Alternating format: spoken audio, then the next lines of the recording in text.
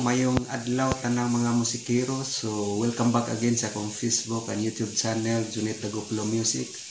So akong itudlo karon is unsaon pag-tune ang gitar nga gamit ang ordinary method lang. So dili ta magamit sa guitar tuner sa Facebook or apps. So ordinary method lang. So katong kaniadto nga mga paagi.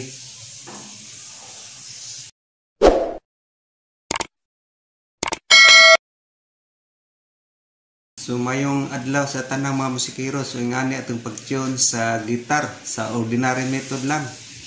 So katong pa mauso ang guitar tuner sa Facebook apps. So ingani ang sauna guys. So itong i-tune una is kining 6 string ni si lower A. Mo itong i-tune sa piano or any instrument nga standard tuning.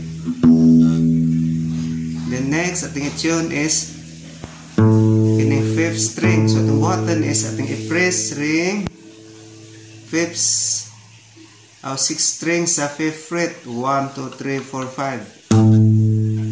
5. So kaning tuno ha, mo na itong sundugan kining tune sa 5th string kani.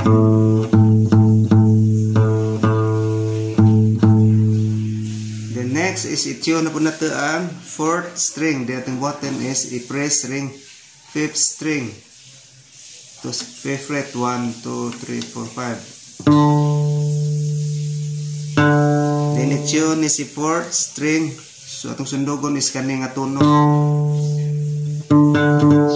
Next i-tune nato ang 3rd string. So itong button is i-press ring 4th string 5th fret. 1, 2, 3, 4, 5. So muna sundugon nato guys. So tune ning 3rd string. Then next is i-tune ning 2nd string. Itong button is i-press si 4th fret. 1, 2, 3, 4. So nga ni guys.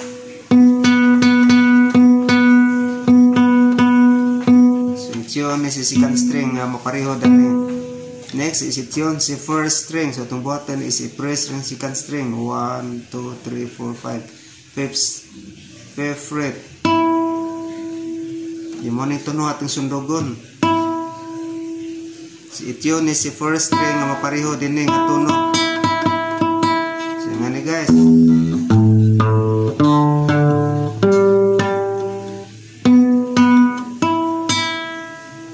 So nga to guys ang standard ordinary method tuning sa gitar.